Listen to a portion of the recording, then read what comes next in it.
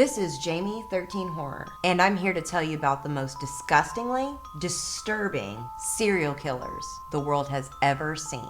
Dennis Rader, also known as BTK, which stood for Blind, Torture, Kill. From a young age, BTK harbored sadistic sexual fantasies about torturing trapped and helpless women. BTK would take pictures of himself wearing women's clothing and a female mask while also being bound. He admitted that he would pretend to be his own victims as part of his own sick sexual fantasies. However, BTK kept these fantasies very well hidden. He was widely regarded in the community as polite and well-mannered. Once during a home invasion, he tied up the hands and feet of the mother, father, and son, who was only 9 years old at the time. And then one by one, he duct taped plastic bags over their heads. The young daughter who lived in the home was forced to sit on his lap and watch as the rest of her family suffocated. Finally, BTK took the daughter down to the basement. He put a noose around her neck and looped it over a pipe so the other end would be hanging free. He would then sit in a chair across from her, periodically pulling the rope. He would wait until she was almost dead. He then sat in a chair across from her. He grabbed the other end of the rope and would periodically pull it down. He would wait until she was nearing death and would let go, just at the last second, to keep her alive so he could toy with her just a little longer. After he killed her, he ejaculated on her corpse.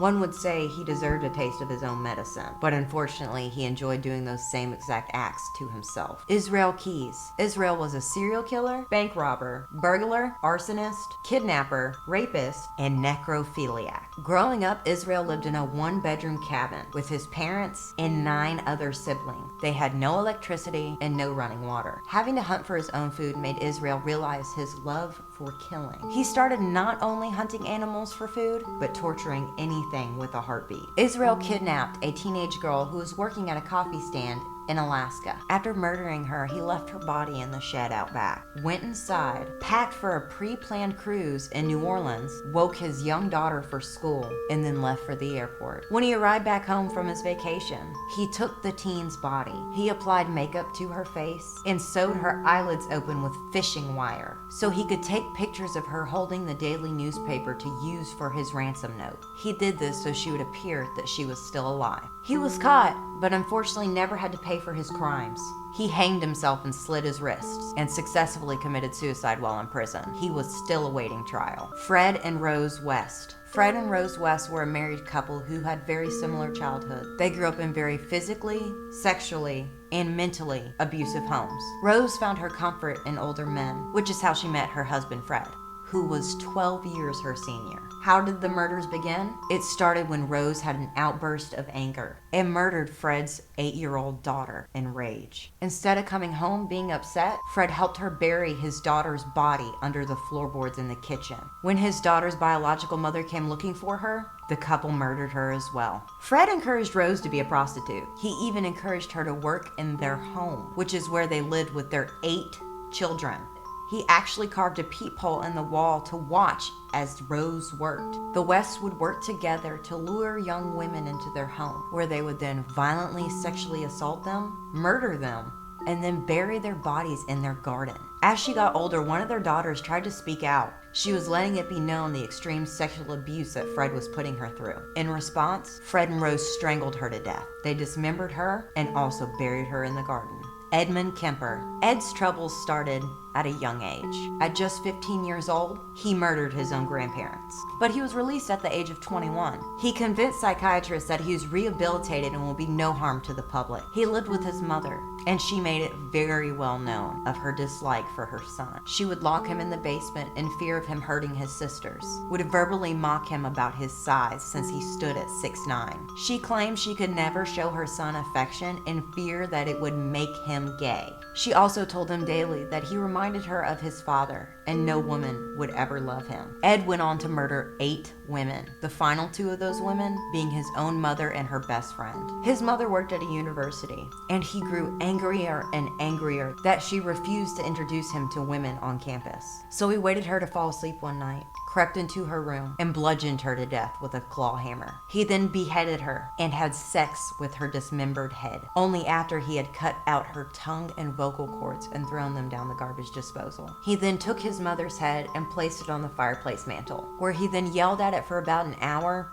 while pelting it with darts. When he still didn't seem satisfied, he called his mother's best friend, invited her over, and did the exact same to her. Albert Fish. Albert started his curiosity young. What was that curiosity exactly? Sexual mutilation. He would embed needles into his own groin and abdomen. He would take wool doused with lighter fluid, insert it anally, and then set it alight. As he aged, Albert never actually sexually abused his own children, or abused them in any way at all, but he did encourage them to take a paddle embedded with nails and spank him with it. Albert also had an obsession with cannibalism. He would choose his victims on assumption on how they would taste.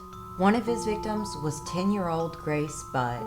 He stripped her of her clothing, strangled her to death, and then dismembered her body. But that isn't all he did, and we know because Albert wrote a letter to Grace's mother explaining exactly what he did. The letter said, "I took her to an empty house in Westchester. I already had it picked out. When we got there, I told her to remain outside. She picked wildflowers. I went upstairs and stripped all my clothes off. I knew if I did not, I would get her blood on them. When all was ready, I went to the window and called her. Then I hid in the closet until she was in the room. When she saw me all naked, she began to cry and tried to run downstairs. I grabbed her, and she said she would tell her mama. First, I stripped her naked. How she did bite, kick, and scratch. I choked her to death, then cut her into small pieces so I could take her to my meat room and then cook and eat her. How sweet and tender her little ass was, roasted in the oven. It took me 9 days to eat her entire body. I did not fuck her though. I could have had I wished. She died a virgin." Dean Corll, also known as the Candyman.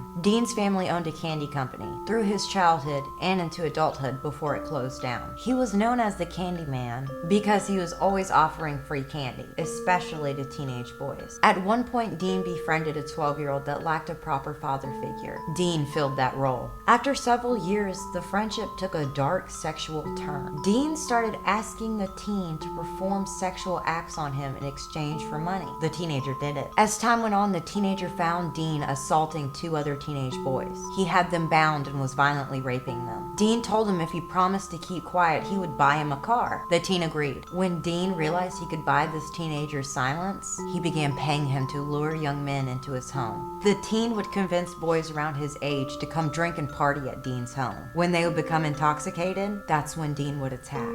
Over time, he had another teenager join him as an accomplice. He was paying the teenagers to bring him other young boys to assault, torture, and murder. Unfortunately, Dean would never be properly caught and was never punished for his crimes. One of the teenage accomplices shot him dead in his home when he thought he had taken it too far.